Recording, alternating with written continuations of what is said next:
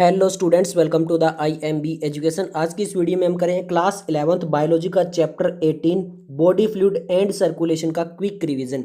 यहाँ पे हम उस टॉपिक को देखेंगे जहाँ से लास्ट 10 ईयर्स में नीट में क्वेश्चन आ चुके हैं, क्योंकि यहाँ पे आपको ये पता चलेगा कि वो टॉपिक कितने ज़्यादा इंपॉर्टेंट होते हैं। तो यहाँ पे सबसे पहले बात करते हैं। यहाँ पे सबसे पहला जो पॉइंट आता है वो आता है ब्लड, और यहाँ से आ चुका है आपका नीट 2015 के अंदर क्वेश्चन। ब्लड क्या होता है? Blood is a special connective tissue consisting of A fluid matrix plasma and formed elements. यानी जो ब्लड होता है वो एक कनेक्टिव टिश्यू होता है, स्पेशल कनेक्टिव टिश्यू, जहाँ पे कुछ फ्लूइड मैट्रिक्स होते हैं, प्लाज्मा होता है, फॉर्म्ड एलिमेंट्स होते हैं। प्लाज्मा और फॉर्म्ड एलिमेंट्स अभी एक एक करके हम पढ़ेंगे। सबसे पहले बात कर लेते हैं प्लाज्मा की। तो प्लाज्मा से भी आप देख लीजिए, ये जो मेजर प्रोटीन है, यहाँ से देखिए आप AIPMT 2011, नीट 2018, AIPMT 2009 और नीट 2018, यानी काफ़ी इंपॉर्टेंट ये जो है प्लाज्मा पोर्शन है। सबसे पहले बात करते हैं प्लाज्मा होता क्या है। That plasma is a straw coloured viscous fluid consisting nearly 55% of the blood. यानी जो प्लाज्मा वो टोटल ब्लड का 55% होता है और स्ट्रा कलर्ड होता है और विस्कस फ्लूइड होता है। 90 to 92% of the plasma is water. यानी मेजर जो पोर्शन होता है प्लाज्मा का वो केवल वाटर होता है। Protein contribute 6 to 8%। बाकी जो 6 to 8% लगभग जो है वो प्रोटीन इसमें देखने को मिल जाती है। अब प्लाज्मा के अंदर बात करते हैं मेजर प्रोटीन्स कौन कौन सी होती है। तो 3 मेजर प्रोटीन्स होती है, फाइब्रिनोजन, ग्लोबुलिन और एल्ब्यूमिन। फाइब्रिनोजन क्या होता है? नीड फॉर क्लॉटिंग और कोएगुलेशन ऑफ ब्लड। यानी ब्लड के कोएगुलेशन या फिर क्लॉटिंग में जो मदद करता है वो है फाइब्रिनोजन प्रोटीन। सेकंड है ग्लोबुलिन। ग्लोबुलिन क्या करता है? Primary involve in defence mechanism of the body. यानी जो डिफेंस मैकेनिज्म, जो बीमारियां वगैरह होती हैं, जो बैक्टीरिया वगैरह होते हैं, उनसे लड़ने में जो वो सहायता करता है ग्लोबुलिन प्रोटीन। नेक्स्ट हमारा एल्ब्यूमिन। एल्ब्यूमिन क्या करता है? Help in osmotic balance. Body के ऑस्मोटिक बैलेंस को मेंटेन करने में एल्ब्यूमिन प्रोटीन जो वो मदद करता है। इसके अलावा हमें प्लाज्मा के अंदर ऑल्सो जो वो स्मॉल अमाउंट में मिनरल्स मिल जाते हैं, जैसे सोडियम, कैल्शियम, मैग्नीशियम, हाइड्रोकार्बोनेट और क्लोरीन वगैरह। इसके अलावा ग्लूकोज, अमीनो एसिड और लिपिड जो है वो भी प्लाज्मा के अंदर जो है वो कुछ टाइम के लिए प्रेजेंट रहते हैं। इसके अलावा देखिए यहाँ पे प्लाज्मा के अंदर फैक्टर फॉर कोएगुलेशन और clotting of blood are also present. यानी कुछ ऐसे फैक्टर्स भी प्रेजेंट होते हैं जो ब्लड की कोएगुलेशन में मदद करते हैं, जैसे फाइब्रिनोजन प्रोटीन है वो उस तरह से। बट वो इनएक्टिव फॉर्म के अंदर रहते हैं। अगर एक्टिव होंगे तो वो बॉडी के अंदर ही जो है वो ब्लड जो है वो कोएगुलेट होने लग जाएगा, इसीलिए वो इनएक्टिव फॉर्म में रहते हैं। Plasma without the clotting factor को हम बोलते हैं सीरम। अगर मान लीजिए प्लाज्मा के अंदर क्लोटिंग फैक्टर्स प्रेजेंट नहीं है तो उसको बोला जाता है सेरम। और ये आ चुका है आपका नीट 2016 में, यहाँ से क्वेश्चन आ चुका है, तो काफ़ी इंपॉर्टेंट है। अब हम बात कर लेते हैं फॉर्म्ड एलिमेंट्स की। तो फॉर्म्ड एलिमेंट्स जो है वो नियरली 45% होता है। 55% जो था वो आपका प्लाज्मा था और 45% जो वो फॉर्म्ड एलिमेंट्स होते हैं। अब यहाँ पे 3 टाइप्स के आते हैं, इरिथ्रोसाइट, ल्यूकोसाइट और प्लेटलेट्स। अब हम एक एक करके पढ़ेंगे। सबसे पहले जो आता है हमारा वो आता है इरिथ्रोसाइट, जिसे हम रेड ब्लड सेल्स बोलते हैं। काफ़ी इंपॉर्टेंट है, यहाँ से भी देखिए नीट 2015 और 17 में क्वेश्चन आ चुका है। सबसे पहले बात करें तो ये 5 से 5.5 मिलियन जो है वो आरबीसी प्रेजेंट होती है मिलीमीटर क्यूबिक ब्लड के अंदर। आरबीसी जो होती है वो बोन मेरो के अंदर बनती है। एडल्ट्स के अंदर जो बोन मेरो होता है वहाँ पर जो वो आरबीसी का फॉर्मेशन होता है। इंपॉर्टेंट वर्ड यहाँ पे ये आता है कि आरबीसी जो होता है वहाँ पे न्यूक्लियस जो वो एब्सेंट होती है, यानी डिवॉइड ऑफ न्यूक्लियस होती है मोस्टली मैमल्स में, और बाइकनकेव शेप होती है। अब यहाँ पे ये इंपॉर्टेंट है, देखिए, absence of nucleus in RBC is an adaptation that allows it contain two more haemoglobin and carry more oxygen provide empty space. अब आरबीसी के अंदर ये अडेप्टेशन हो जाती है, क्योंकि न्यूक्लियस क्यों नहीं होती है? क्योंकि यहाँ पे इसकी वजह से अगर न्यूक्लियस का स्पेस है, अब वहाँ पर ज़्यादा हीमोग्लोबिन आ सकते हैं, और ज़्यादा हीमोग्लोबिन का मतलब है कि ज़्यादा जो ऑक्सीजन है वो कैरी कर सकती है red blood cells. This adaptation also aid in effective of diffusion of oxygen. और ये जो अडेप्टेशन इसकी वजह से डिफ्यूजन ऑफ ऑक्सीजन जो है वो भी बहुत जल्दी हो जाता है, क्योंकि उसको ऑक्सीजन को ट्रांसपोर्ट जो करना होता है। ओके, नेक्स्ट हम बात कर लेते हैं रेड ब्लड सेल्स जो है वो इनिशियली तो बोन मेरो के अंदर बनती है, बट यहाँ पे उसके पास न्यूक्लियस होता है। जब वो बोन मेरो के अंदर इनिशियली स्टेज में बनती है तब उसके पास आरबीसी के पास न्यूक्लियस होती है, but then they undergo enucleation at the maturity. But जैसे ही आरबीसी मैच्योर होती है तब उसके पास जो न्यूक्लियस है वो रिमूव हो जाती है, in which the nucleus is removed. यहाँ से नीट 2017 में आया हुआ क्वेश्चन है, तो काफ़ी इंपॉर्टेंट है। ये डायग्राम भी आप देख लेना कि आरबीसी का डायग्राम ऐसा होता है, प्लेटलेट्स का ऐसे होता है। ओके, और ये जैसे हेडफोन इसमें दिखाई दे रहा है, जैसे ऐसा लगता है कि हेडफोन, ये इस्नोफिल्स है। यहाँ पे ये डॉट डॉट स्ट्रक्चर आ जाए तो आप समझ लेना बेसोफिल्स है। अगर वहाँ पे एमोइबॉइड सी न्यूक्लियस आ जाएगा तो समझ लेना न्यूट्रोफाइल है। मोनोसाइट में भी ऐसा ही कुछ है, थोड़ी सी लार्ज न्यूक्लियस है यहाँ पे।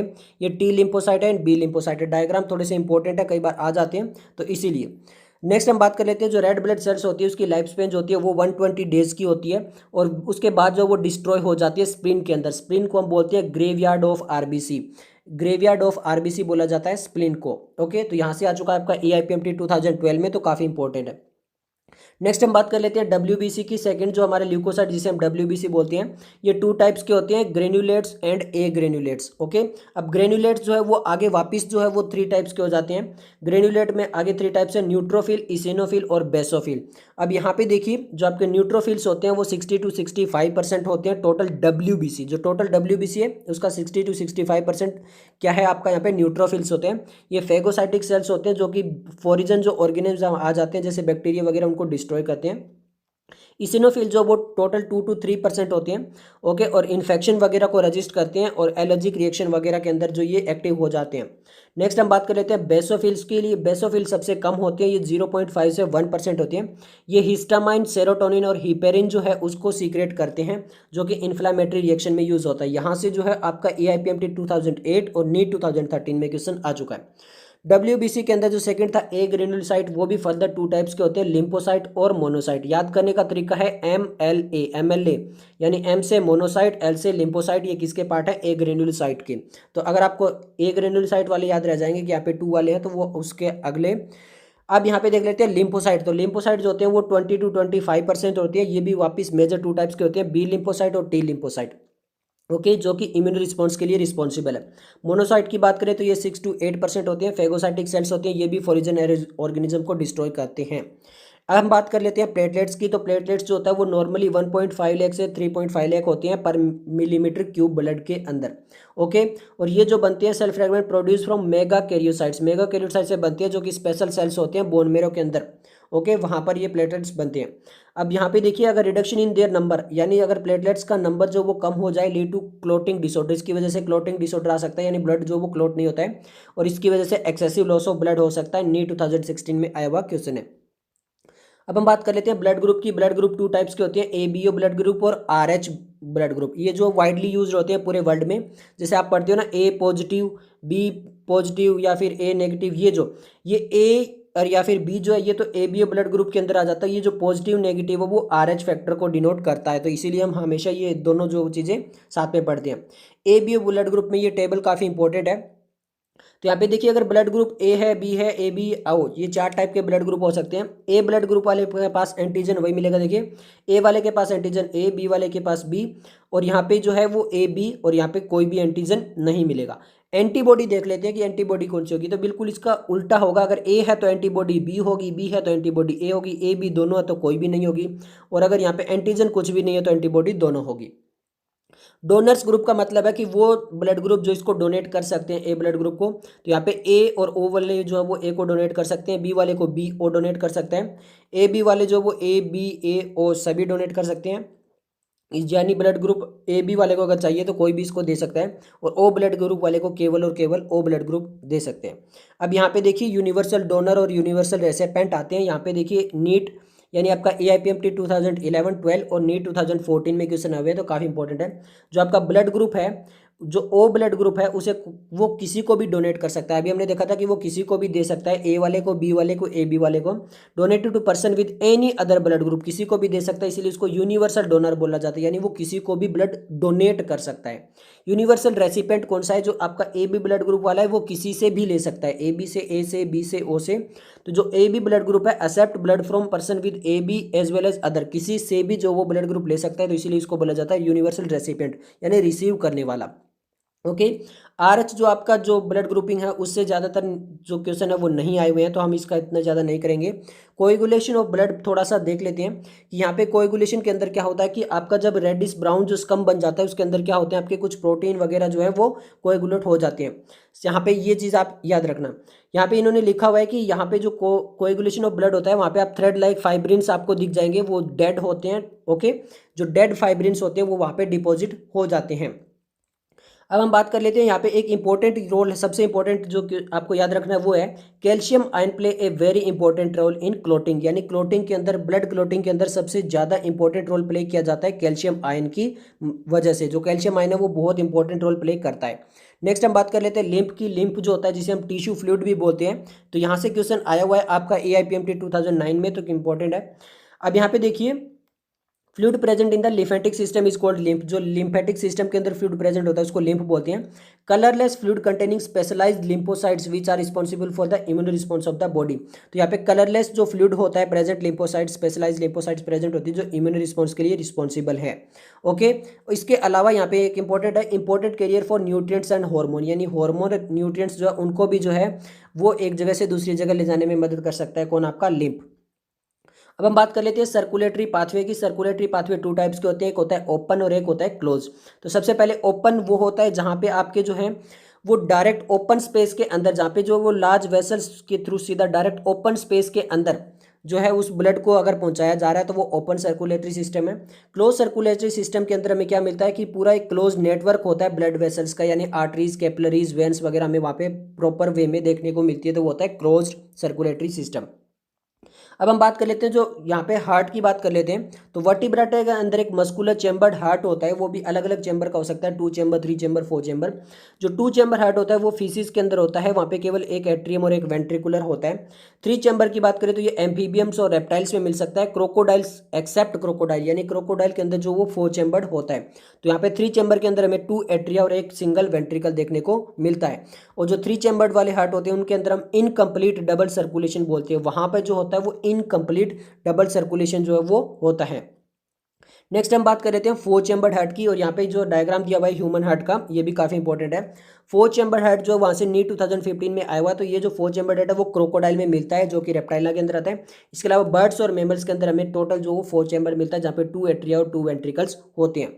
अब ये इंपॉर्टेंट है, देखिए ventricle pump it out without any mixing. तो यहाँ पे जो वेंट्रिकल्स है वो जो ब्लड है वो विदाउट मिक्सिंग, जैसे हमने देखा था ना वहाँ पे मिक्स हो जाता है जहाँ पे 3 चेम्बर्ड होता है, बट यहाँ पे मिक्स नहीं होता है। 2 सेपरेट सर्कुलेटरी पाथवे होते हैं, ओके, जहाँ पे एक ऑक्सीजनेटेड ब्लड चलता रहता है, सेकंड डीऑक्सीजनेटेड। तो ऐसे जो सर्कुलेटरी पाथवे सेपरेट होते हैं in these organism and these animals are double circulation, क्योंकि 2 अलग अलग सेपरेट सर्कुलेटरी पाथवे, तो इसीलिए इसको बोला जाता है डबल सर्कुलेशन। तो ये आप डायग्राम थोड़ा सा अच्छे से देख लेना। यहाँ पे सिंपल बात कर लेते हैं। तो यहाँ पे देखिए राइट एट्रियम ये रहा और राइट वेंट्रिकल ये रहा, इधर लेफ्ट एट्रियम और ये है आपका लेफ्ट वेंट्रिकल। यहाँ पे देखिए ऐसे नोड होता है, ऐसे नोड जो वो क्या करता है कि सिग्नल जो वो जनरेट करता है, जो कि उसके बाद जाते हैं एवी नोड के पास, जिसे हम बोलते हैं एट्रियो वेंट्रिकुलर नोड। वहाँ से जो वो बंडल ऑफ हीस के होते हुए पुरकंजी फाइबर के थ्रू जो वो पूरे ब्लड के अंदर जो वो सर्कुलेट हो जाता है। तो ये सारी चीज़ें जो वो आप अच्छे से डायग्राम देख लेना पोज करके कि यहाँ पे कौन कौन सा डायग्राम में क्या क्या लिखा हुआ है। Aorta, pulmonary artery, pulmonary veins, okay, interventricular septum, apex, ये पूरे अच्छे से पोज करके आप डायग्राम को अच्छे से देख सकते हो, क्योंकि हम यहाँ पे क्विक रिवीजन कर रहे हैं। अब हम बात कर लेते हैं ह्यूमन सर्कुलेटरी सिस्टम की। तो ह्यूमन सर्कुलेटरी सिस्टम के अंदर जो हमारे वॉल्स होते हैं वो इंपॉर्टेंट है, क्योंकि यहाँ से नीट 2018 में आया हुआ क्वेश्चन है। सबसे पहले यहाँ पे 3 टाइप्स के हमें वॉल मिलेंगे, ट्राइकस्पिड, बाइकस्पिड और सेमिल्यूनर वॉल्स। देख लेते हैं कौन कहाँ पे प्रेजेंट होता है। सबसे पहले बात करते हैं ट्राइकस्पिड वॉल की। ट्राइकस्पिड वॉल जो तो है वो राइट एट्रियम और राइट वेंट्रिकल, जो राइट एट्रियम और राइट वेंट्रिकल है उन दोनों के बीच में जो प्रेजेंट होता है, जो guard by a wall form free 3 muscular flap. वहाँ पे टोटल 3 मस्कुलर फ्लैप्स या कप्स होते हैं, इसलिए उसको ट्राइकस्पिड बोला जाता है। तो 3 कस्प हो गई, इसलिए उसको ट्राइकस्पिड वॉल बोला जाता है। प्रेजेंट कहाँ होता है? ये राइट एट्रियम और राइट वेंट्रिकल की साइड, यानी राइट जो एट्रियम राइट वेंट्रिकल को ज्वाइन करता है वहाँ पे हमें मिलेगा ट्राइकस्पिड।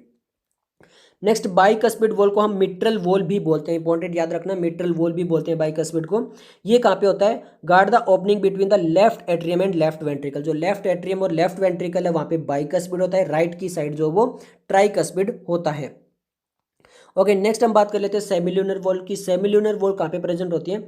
ये जो आपके राइट एंड लेफ्ट वेंट्रिकल जो है into the pulmonary artery and aorta.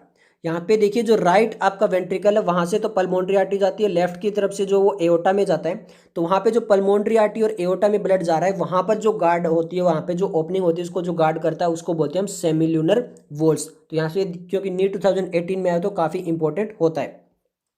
यहाँ पे इन्होंने यही दिया है जो अभी हमने बताया था कि साइनोएट्रियल जो नोड्स होती है वो क्या करता है, सिग्नल जो है वो उसको बनाता है। सबसे पहले जो सिग्नल जो है वो जनरेट यहाँ पे किया जाता है, फिर उसके बाद जो वो एवी नोड जो है वहाँ पे जाया जाता है, फिर वहाँ पे एवी नोड से एवी बंडल, फिर बंडल ऑफ हीज के होते हुए पुरकंजी फाइबर के थ्रू जो वो पूरे हार्ट के अंदर जो वो चला जाता है। क्योंकि यहाँ पर जो मेन आपका एसए नोड है, जो साइनोएट्रियल नोड है, वो क्या करता है, वो जो एक्सचेंज पोटेंशियल को जनरेट करता है, इसीलिए इसको पेस मेकर भी बोला जाता है। तो याद रखना कि जो आपका एसए नोड है उसको पेस मेकर भी बोला जाता है। नेक्स्ट हम बात कर लेते हैं कार्डियक साइकिल की। तो कार्डियक साइकिल में से जो एक क्वेश्चन आया हुआ इंपॉर्टेंट, जो आपका एआईपीएमटी 2012 में, तो यहाँ पे देखिए action of potential is conducted by the ventricle side by AV node and AV bundle from where the bundle of is transmitted through the entire ventricular muscular। तो मैंने आपको बताया था कि जो भी सिग्नल होता है जो जनरेट होता है एक्शन पोटेंशियल, वो बंडल ऑफ हीज से होता है, वो पुरकंजी फाइबर में जाता है और वहाँ से पूरी जो है वो जनरेट कर दिया जाता है। ओके, नेक्स्ट हम बात कर लेते हैं यहाँ पे आगे, जो इतना ज़्यादा नहीं आया है, स्ट्रोक वॉल्यूम क्या है। और यहाँ से नी 2019 में क्वेश्चन आया है। तो देखिए ईच वेंट्रिकल, जो हर एक वेंट्रिकल है, चाहे वो राइट वाला चाहे लेफ्ट वाला, हम केवल अगर राइट वाले को दे तो वो भी क्या करता है, pumps out approximately 70 millilitre of blood. तो वो टोटल जो है एक कार्डियक साइकिल के अंदर 70 मिलीलीटर ऑफ ब्लड जो है उसको पास आउट करता है। राइट वाला भी 70 करता है, लेफ्ट वाला भी 70 करता है। ओके, तो ये ऐसा नहीं है कि ये दोनों मिलके 70 करते हैं, जी नहीं, हर एक, यहाँ पे लिख रखा है each, which is called the stroke volume. तो जो एक वेंट्रिकुलर जो है वो ब्लड को पंप आउट करता है उसको बोलते हैं स्ट्रोक वॉल्यूम। अब ये जो स्ट्रोक वॉल्यूम है, अगर हम इसको मल्टीप्लाई कर दें हार्ट रेट से, यानी नंबर ऑफ बीट से, तो वहाँ पे हमें मिल जाता है कार्डियक आउटपुट। सिंपल सा ऐसे समझिए, यहाँ पे इन्होंने बताया, देखिए अगर हम यहाँ पे मान लीजिए कि टोटल 70 मिलीलीटर ऑफ ब्लड है, ओके, और 72 टाइम्स, हमें फिर इसको अप्रोक्सीमेटली ले लेते हैं कि 70 बीट्स, जो number of beats per minute हो रही है, ओके, तो यहाँ पे इसको मल्टीप्लाई कर लीजिए, तो यहाँ पे आपका आ जाएगा 499 मिलीलीटर, यानी अप्रोक्सीमेटली जो है वो 4.9 लीटर जो ब्लड है वो यहाँ पे पास आउट किया जाता है। कब? 1 मिनट के अंदर, यानी पूरा जो ब्लड होता है बॉडी के अंदर उसको लगभग 1 मिनट के अंदर पूरा पंप कर देता है कौन? आपका हार्ट। तो ये आपको आना चाहिए।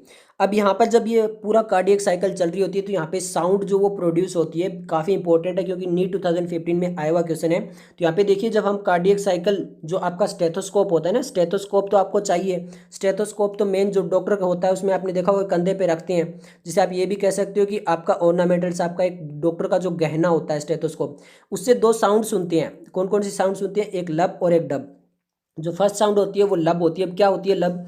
जब आपके closure of tricuspid and bicuspid, अभी बताया था ना, जो राइट, ओके, और जो लेफ्ट साइड जो ट्राइकस्पिड और बाइकस्पिड वॉल होते हैं, जब वो क्लोज होते हैं, ओके, जब वो क्लोज होते हैं ट्राइकस्पिड और बाइकस्पिड, तो सबसे पहली साउंड आती है, उसको बोलते हैं लब साउंड। ओके, और जो आपके सेमिल्यूनर वॉल थे, अभी हमने पढ़ के आए थे ना सेमिल्यूनर वॉल, वो जब क्लोज होते हैं तो सेकंड साउंड प्रोड्यूस होती है, जिसको हम बोलते हैं डब साउंड। ओके, नेक्स्ट हम बात कर लेते हैं इलेक्ट्रोकार्डियोग्राफ की। ईसीजी की फुल फॉर्म इलेक्ट्रोकार्डियोग्राफ। ओके, ये आप याद रखना। और जो मशीन होती है वो होती है इलेक्ट्रोकार्डियोग्राफ, और जो आपकी ईसीजी होती है वो होती है इलेक्ट्रोकार्डियोग्राम। तो ये इंपॉर्टेंट आप याद रखना, मशीन को बोलते हैं इलेक्ट्रोकार्डियोग्राफ, और जो आपकी ईसीजी उसको बोलते हैं इलेक्ट्रोकार्डियो डायग्राम। तो यहाँ पे इलेक्ट्रोकार्डियोग्राम, तो ये इंपॉर्टेंट है। अब ये जो आपका डायग्राम है ये भी देख लेना, क्योंकि ये आया हुआ क्वेश्चन है। तो PQRST, और इसको अच्छे से देख लेना। अब ये PQRST क्या है? क्योंकि यहाँ से देखिए काफ़ी इंपॉर्टेंट है। क्यों इंपॉर्टेंट है? क्योंकि आपका AIPMT 2009, AIPMT 2011, नीट 2013 और नीट 2019 में भी आया, और इसके अलावा ये डायग्राम जो अभी बताया था ये भी आया। सबसे पहले बात कर लेते हैं यहाँ पे पी वेव क्या करता है। P wave represent the electrical excitation that is depolarisation of atria, यानी जब एट्रिया डीपोलराइज होता है तो वहां पर बनती है सबसे पहले P wave, which leads to the contraction of both the atria. और उसके बाद क्या होता है, जो कॉन्ट्रैक्ट हो जाते हैं पूरी तरह से, जो आपके एट्रिया कॉन्ट्रैक्ट हो जाते हैं, तब क्या बनता है? पी वेव बनता है। जो आपका QRS कॉम्प्लेक्स था, जो ऐसे करके जो QRS कॉम्प्लेक्स बन रहा है, वो क्या है? Depolarisation of ventricles. P wave जो है वो एट्रिया को, और जो आपका वेंट्रिकल्स है उसमें QRS को पूरा कॉम्प्लेक्स बनता है जब डीपोलराइज होते हैं आपके वेंट्रिकल। उसके बाद क्या होता है? वेंट्रिकुलर जो है वो कॉन्ट्रैक्ट हो जाते हैं। ओके, उसके बाद जब जैसे शॉर्ट क्याउ जो है, इसका मतलब है कि वहाँ पे सिस्टोल होने लग गया, यानी जो आपका वेंट्रिकुलर है वो कॉन्ट्रैक्ट होना स्टार्ट हो चुका है। क्याउ का मतलब वो होता है। फिर आर जो है वो पूरा बढ़ा जाता है ऊपर, ओके, यानी अभी कॉन्ट्रैक्ट हो ही रहा है। फिर जब वो पूरा कॉन्ट्रैक्ट हो जाता है उसके बाद by counting the number of QRS complex, अगर आप QRS कॉम्प्लेक्स को काउंट करते हो in a given period, you can determine the heart beat rate. तो सिंपल ऐसा क्वेश्चन आ सकता है कि हार्ट बीट रेट हम किससे काउंट कर सकते हैं? तो QRS कॉम्प्लेक्स को काउंट करके हम हार्ट बीट जो है वो काउंट कर सकते हैं। नेक्स्ट हम बात कर लेते हैं, यहाँ पे जो टी वेव बनती है वो क्या करती है, T wave represent the return of the ventricle, यानी जो वेंट्रिकल्स है वो एक्साइटेड से वापस जब नॉर्मल स्टेज में आते हैं, यानी उनका रीपोलराइजेशन जब होता है तो वहाँ पे बनती है T wave. End of the T wave mark the end of systole, यानी टी वेव अगर खत्म हो चुकी है तो यहाँ पे सिस्टोल भी जो वो खत्म हो चुका है। अब यहाँ पे इंपॉर्टेंट ये वर्ड है, देखिए रिडक्शन इन इट्स साइज, यानी जो टी वेव है उसके अगर कभी क्या होता है कि उसका साइज अगर रिडक्शन हो गया यानी कम हो गया, सिग्निफिकेंस कोरोनरी आइस्केमिया, ये एक डिजीज होती है, क्या होता है, when the heart muscles receive insufficient oxygen as in atherosclerotic heart disease, यानी ये जब हमें क्या होता है, जब यहाँ पे जो हार्ट मसल्स है अगर उनके पास ऑक्सीजन प्रॉपर वे में नहीं पहुँच रही है तो वहाँ पे हमें जो टी वेव है वो क्या मिलेगा, उसका साइज थोड़ा सा कम मिलेगा। ओके, यहाँ पे ये सारे क्वेश्चन आए हुए थे। अब हम बात कर लेते हैं डबल सर्कुलेशन की। तो डबल सर्कुलेशन का सिंपल सा यहाँ पे ये देख लीजिए कि एक सर्कुलेशन है ये वाला जो वो ऑक्सीनेटेड वाला है, ये वाला जो वो डीऑक्सीनेटेड वाला है। ओके, तो यहाँ पे डबल सर्कुलेशन है कुछ इस टाइप का, यहाँ पे ऑक्सीनेटेड चलता है और इधर से जो वो डीऑक्सीनेटेड चलता है। अब हम बात कर लेते हैं नेक्स्ट, यहाँ से एक क्वेश्चन आया हुआ है नीट 2017 में, जो हिपेटिक पोर्टल वेन है, जो हिपेटिक पोर्टल वेन है, ये आर्टरी नहीं है वेन है, वो क्या करती है, carries blood from the intestine to the liver, यानी लीवर से इंटेस्टाइन से जो है वो लीवर तक जो है वो ब्लड को पहुंचाती है, यानी इंटेस्टाइन के अंदर हमारा फूड डाइजेस्ट होता है तो उसके बाद जो ब्लड के अंदर जाता है हमारा फूड, तो वहाँ से वो डायरेक्ट लीवर में लेके जाती है, तो कि जो भी फूड के अंदर कुछ आ चुका है कंपोनेंट जो हमें नहीं चाहिए तो वहाँ पे उसको अच्छे से प्योरीफाई किया जाता है। It is deliver to the systematic circulation. तो ये याद रखना, जो हिपेटिक पोर्टल वेन होती है वो क्या करती है, ब्लड को डायरेक्ट जो है वो इंटेस्टाइन से लीवर में लेके जाती है, ना कि हार्ट के पास लेके जाती है। ओके, अब हम बात कर लेते हैं रेगुलेशन जो होता है वो किसके थ्रू होता है, कार्डियक एक्टिविटी का। तो यहाँ पे देखिए नॉर्मल एक्टिविटी जो होती है वो regulated by specialised muscles, nodal tissue के द्वारा होता है, यानी हमारा मायोजेनिक होता है। ज़्यादातर जो सिस्टम होता है वो मायोजेनिक इसलिए कहा जा रहा है क्योंकि यहाँ पे एसए नोड जो था वो एक्शन जनरेट कर रहा था ऑटोमेटिकली, उसको बाहर से कुछ ज़्यादा रिक्वायरमेंट नहीं थी। ओके, बट यहाँ पे देखिए parasympathetic neural signal another component of ANS, जो कि हमारा एएनएस का एक कंपोनेंट होता है पैरासिम्पैथेटिक सिस्टम, वो क्या करता है, डिक्रीज द हार्ट रेट, जो वो हार्ट बीट है उसकी रेट को डिक्रीज कर सकता है, speed of conduction of action potential thereby the cardiac output, और इसको जो वो डिक्रीज करने के अलावा जो है वो क्या कर सकता है, जो कार्डियक आउटपुट है उसको भी चेंज कर सकता है, यानी कम करना है या ज़्यादा करना है उस हिसाब से। जैसे एक्सरसाइज वगैरह जब हम करते हैं तो वहाँ पे ज़्यादा करना होता है तो इस टाइम पे, और हम रिलैक्स कर रहे हैं तो वहाँ पे कार्डियक आउटपुट थोड़ा कम करना है तो इसीलिए। ओके, इसके अलावा एक और इंपॉर्टेंट बात याद रखना है कि एड्रिनल मेडुलरी जो हार्मोन होते हैं, एड्रिनल मेडुलरी और कोर्टेक्स से अलग अलग हार्मोन रिलीज होते हैं, जो मेडुलरी से होते हैं वो भी कार्डियक आउटपुट को इंक्रीज करते हैं, वो क्या करते हैं, इंक्रीज करते हैं। अब हम बात कर लेते हैं यहाँ पे डिसऑर्डर से। तो डिसऑर्डर से यहाँ पे आया हुआ क्वेश्चन आपका AIPMT 2011 में। सबसे पहले बात कर लेते हैं हाई ब्लड प्रेशर, जिसे हम बोलते हैं हाइपर टेंशन। ये यहाँ पे क्या है देखिए, hypertension is the term of blood pressure that is higher than normal. Normal जो होता है वो होता है आपका 120/80 ओके mm ऑफ Hg।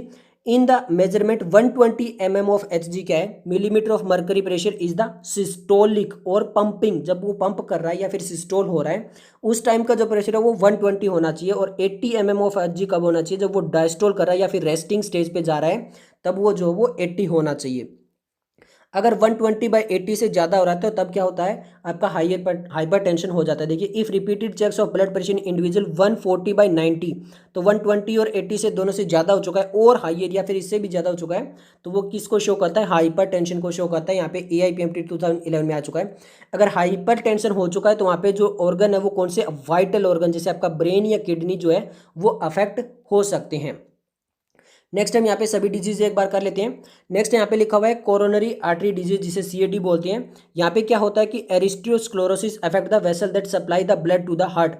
यहाँ पे जो वो वेसल्स जो कि हार्ट खुद को जो है वो ब्लड सप्लाई कर रही है, अगर वहाँ पे कुछ अफेक्ट आता है तो वहाँ पे होता है आपका कोरोनरी आर्टरी डिजीज हो सकती है।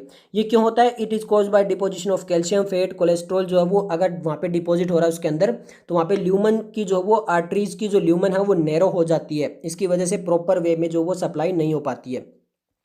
नेक्स्ट आपका एंजीना, ये कई बच्चों ने देखा भी होगा, कई बच्चों के साथ ये हुआ होगा।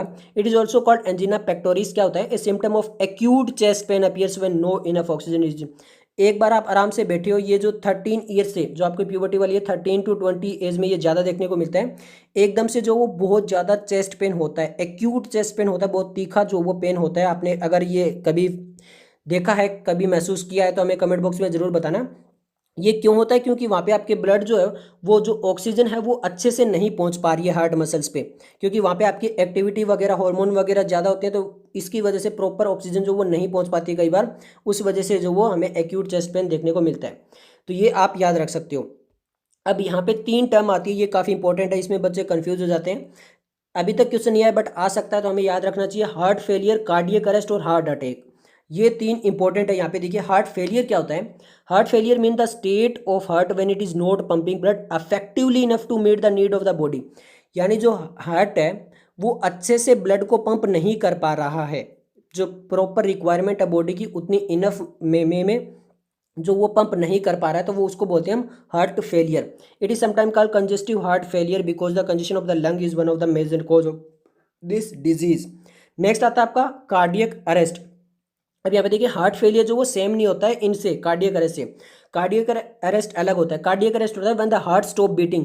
जो डेथ होती है वो कार्डियक अरेस्ट की होती है, जब हार्ट जो वो बिल्कुल बीट करना बंद कर दे, एकदम से स्टॉप हो जाए, उस टाइम जो वो जो डेथ होती है। नेक्स्ट हार्ट अटैक क्या होता है? When the heart muscle is suddenly damage by an inadequate blood supply. अगर हार्ट की कोई मसल्स जो है वो डैमेज हो जाए उसको बोलते हैं हार्ट अटैक। इसमें डेथ होने के चांस तो हैं बट इतने नहीं हैं। ओके, तो हार्ट अटैक जो है वो अलग है, हार्ट फेल अलग है और कार्डियक अरेस्ट जो वो तीनों अलग अलग है। यहाँ पे देखिए क्वेश्चन भी आए हुए हैं नीट 2017 में। यहाँ पे यही क्वेश्चन आए हुए हैं कि यहाँ पे अभी आपको बताया था कि वो जो ऑक्सीजनेट जो आपके आरबीसी है वो ई न्यूक्लिएटेड क्यों होती है, जो हिपेटिक पोर्टल वेन जो है वो कहाँ से कहाँ तक ब्लड को लेके जाती है। ये देख लीजिए बाइकस्पिड, ट्राइकस्पिड, सेमिल्यूनर वॉल है। फिर जो प्रोटीन आपको बताया था फाइब्रिनोजन, ग्लोबुलिन, एल्ब्यूमिन प्रोटीन। यहाँ पे ये स्ट्रोक वॉल्यूम जो है वो दिया गया है और कार्डियक आउटपुट यहाँ पे पूछा गया है कि कितना कार्डियक आउटपुट यहाँ पे होगा। नेक्स्ट यहाँ पे देखिए ये पी क्या ओ आर एस कॉम्प्लेक्स, मैंने आपको बताया था कि ये पी क्या O R S complex T reduction in size वाला। तो ये सारे क्वेश्चन हमने करवा चुके हैं, डिस्कस भी कर चुके हैं और ये टॉपिक जो वो काफ़ी इंपॉर्टेंट है। तो ये सब कुछ था आज की वीडियो के लिए। अगर आपको वीडियो पसंद आए तो लाइक कीजिए, दोस्तों के साथ शेयर कीजिए। मिलते हैं जल्दी नेक्स्ट वीडियो के साथ, तब तक के लिए धन्यवाद।